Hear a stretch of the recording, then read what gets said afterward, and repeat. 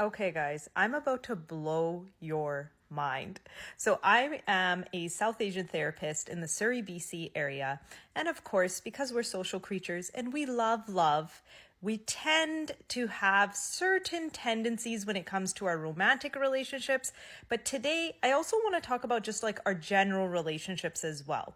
Now, sometimes if we've had shared common experiences, which often stem from childhood trauma, like unmet needs, kind of some wounds from our formative years, some blunders that our parents might have made, then that can sometimes create some patterns and tendencies in adulthood, and it shows its face in different ways in our relationships. So you might be seeing a lot of content online about the emotionally unavailable South Asian male and the female who's very tolerant and waiting and hopeful and often kind of being a mother figure or a caregiver or almost a counselor of sorts to trying to mold and shape her romantic partner into what she wishes and knows that his capacity can be. What this actual psychological term is it's called limerence. Limerence is basically this idealized romantic concept of what we think the partner that we are with can be like, but in reality, they might not have that skill set. For whatever reason, whatever traumas or unmet needs that they've experienced, they are not actually able to be what we are dreaming that they could be like. So limerence, because we're kind of imagining the person to be a certain way that they're not, it can lead to us being overly accepting of very toxic behaviors like cheating, like sometimes emotional, physical, and psychological abuse, like neglect, like just not being a healthy, loving, well-rounded partner. So if this is what we're seeing, what's the original root cause? Usually, if you're a female, this typically shows up if we have a father wound. A father wound is when we haven't received our full emotional safety from our male caregiver. This means maybe they were absent a lot of the time. Maybe they didn't give enough attention. Maybe they were engaged in their own maladaptive behaviors like substance abuse or being a workaholic or fighting with our moms a lot. Whatever our dads were doing that left our boxes unchecked, it can lead to us seeking validation and comfort and safety earlier on in life than, let's say, female counterparts who did have a very engaged parent, a very validating father, a person who spent a lot of quality time and was really engaged in their role as a father. So the people who unfortunately did not have those boxes checked off, usually for immigrant families, it's a survival game. So they don't have the luxury of being very emotionally attuned with their children. And they're carrying all that emotional baggage and trauma from their lineage up the way. And the fact that they had to immigrate entails a lot of hardship and struggle as well.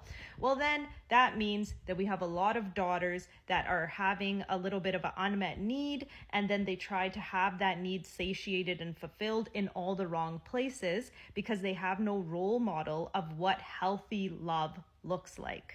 Another big parallel is if you notice that you romantically attach to emotionally avoidant or unavailable partners in adulthood, then that's literally emulating what you experienced when you were a kid. You were constantly waiting for your dad to come home. You were constantly looking for them to validate or give you praise or acknowledgement. This kind of plants a seed for normalizing that type of thing. And since we're creatures of habit, we'll tend to gravitate towards that which is familiar. So, that saying, daughters tend to marry their fathers, it typically rings true in the sense that we end up choosing a romantic partner that reminds us a lot of our male caregiver, our fathers. Okay, let's veer away from romantic partnerships. Let's just talk about female relationships and friendships. Have you ever noticed that maybe you start to ponder, am I not a girl's girl? Or when so-and-so female friend is nice to me, it kind of gives me the ick and I flee. I get a flight response. I tend to pull back or sabotage the relationship in one way or another. And then when another type of female friend exhibits jealous behavior or mean girl behavior, I tend to fawn and want to people please and gain her good graces, try to get in her good books and gravitate towards her. Well, this is a sure kind of clean cut sign that you might have a mother wound. A mother wound is basically when that original female relationship, who's meant to be a very healthy role model for us, where we're a mother wound tends to be present when either our moms were emotionally unavailable, maybe they were highly critical, perhaps they were trying to live out their unsown oats and project their unmet needs onto us by being overly controlling or overbearing.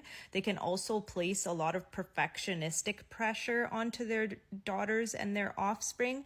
So all of this can lead to having a mother wound, which means we no longer deem other females as safe characters and will always kind of have a negative style of interacting with them. Either we'll view them as a competitor, we'll view aggressive and unhealthy ones, like I previously mentioned, as someone we need to gain validation from, to have difficulty setting boundaries with other women, have a lot of self-doubt, insecurities, unmet needs, and shame, might have difficulty forming close relationships with them. And keep in mind, this isn't just female friendships. This is also our female colleagues, our female bosses, any female figure, especially if they're an authority figure. That mother wound can really show its face. So it's really important to kind of go through that mental checklist of, was my mom nurturing? Was she kind? Was she validating? Did she have any of her own childhood traumas that she might have been projecting onto me?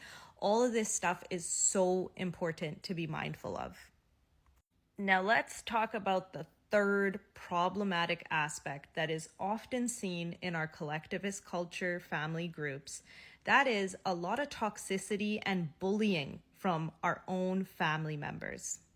The number one most obvious way that if we've been bullied in our formative years is that we will continue to seek out bully-like dynamics and accept toxic or inappropriate behavior that's demeaning or ridiculing behavior towards us and not notice the red flags or deem ourselves worthy of not being in that type of dynamic anymore.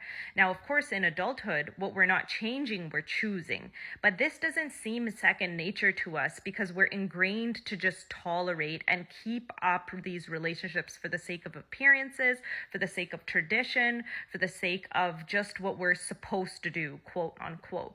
But then when we start to seek out or maintain friendships or romantic relationships where the other party is being abusive towards us, this is where it's no longer bullying anymore. But the precursor to abuse is having normalized toxic negative behavior, which can be in the form of name calling, taunts, making fun of, all of those things that we think, oh, it's poking, or maybe you're the younger one and it's a sort of hazing in the sense of it's just a domino effect trickling down until it reaches you. Whatever it may be, if someone is really doing a character assassination, antagonizing you, weaponizing your insecurities or flaws against you, this is not okay. And try to take inventory and note and really reflect upon your formative years and think about all the key individuals in your life who you spent the most amount of time with. Were they bullying you? And we learn about school bullying and workplace bullying, and we know for a fact that, okay, what we're supposed to do is reach out for help. Maybe we might need counseling for that. But when it's sibling bullying, when it's cousin bullying, when it's masi, chachi, tai, or whoever it may be bullying us, we've normalized it and we don't really realize that that's trauma too. So if any of this is sounding relevant, really important to get some counseling therapy and heal some of those earlier wounds and hardships that you might have had to endure. Another really common pattern that can happen in our formative years, in our childhoods, just out of basic need and necessity because of the fact that a lot of us come from immigrant families, is we were often parentified. Being parentified means you were given roles and responsibilities that were more supposed to belong to the parent rather than the child. But because they were busy, they were just trying to make ends meet, or maybe they didn't have the knowledge, the language, the skills, the know-how on how to do certain things, a lot of things that were above above your pay grade, so to speak, were just kind of bestowed upon you, and you were expected to be able to do these things like care for a younger sibling, handle finances, be able to make family decisions, or even mediate family conflict. All of those things are a role reversal, and they're really inappropriate and are kind of a boundary violation if you think about it. If any of that sounds familiar, then typically these individuals tend to feel overly responsible for the emotions and the needs of those around them. So these are your people pleasers, your fawners, the people that are constantly doing more for others than they are receiving from others. The people that feel guilty if they hold boundaries or if they make someone unhappy with a certain choice or decision. Their complete command center comes from, how can I serve others? How can I keep them happy? Because that's the way that they've formed their identity and they know how to operate. It can really become very taxing and sometimes lead to emotional burnout and fatigue, because how long can you keep living your life based on the happiness of others?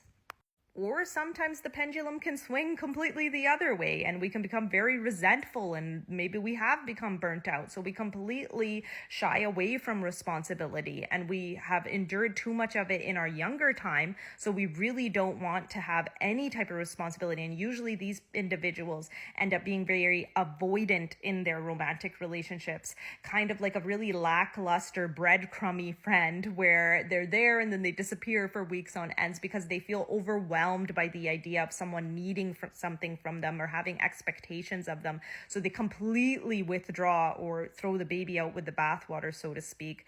This can be really problematic in the workplace because, of course, when we're working, we have expectations of us. But if you've kind of become burnt out from being that responsible person in your earlier life, you never really got to be a kid fully, then that can lead to what often is dubbed as being lazy or unproductive or kind of a unmotivated person. But that's not the truth of the matter at all. It's just you didn't have the luxury of getting to just exist and just be as a child should. So now you're kind of overcompensating by being so withdrawn and shut down. The last way parentification can show up in adulthood in terms of your traits, your characteristics, or your tendencies is these people can also tend to be a little bit emotionally reactive. They have trouble with regulation because they never got to build that capacity or that skill set earlier in life, because there was always a more important or pressing issue at hand that they never really got to go, what is this making me feel? They didn't have that luxury. So a lot of stuff is repressed. And then what do we know about anger? It's a secondary emotion. So then that just becomes the go-to emotion because they don't know how to analyze or express all the primary emotions under the anger. Last but not least, if there was a lot of conflict and fighting in your home when you were a kid, if your childhood home was very loud and tumultuous and unpredictable, then typically have a pattern of attracting abusive romantic partners. You may have a pattern of always having a wall up in your friendships. You may have a pattern of self-sabotaging behaviors such as substance abuse or addiction or maladaptive coping tendencies. Maybe you're irresponsible with money. The way that a hostile environment impacts us can also present in our physical health. You might have autoimmune issues.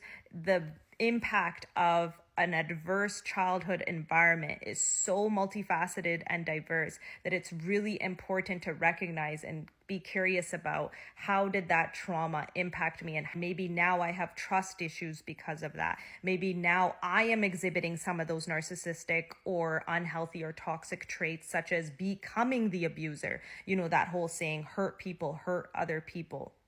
Like I mentioned, you might have a wall up. Intimacy, true vulnerability might not be a very comfortable space for you. So these people tend to also have a little bit more of a tendency to cheat on their romantic partners. It's basically just that we're dysregulated from childhood. That dysfunction takes up space and exists within us. So we carry on that type of dysfunctional energy. But of course, as I always say and often say, nothing is set in stone. Everything's malleable. If something got wired one way, there's absolutely many ways to wire it a different way, a more adaptive way, a healthier way, a way that serves you and the people around you so that your relationships improve and so that that inner child inside of you finally gets to heal. If you enjoyed this video, please don't forget to like, comment, share, and hit that follow button. As usual, thank you for watching. See you next time.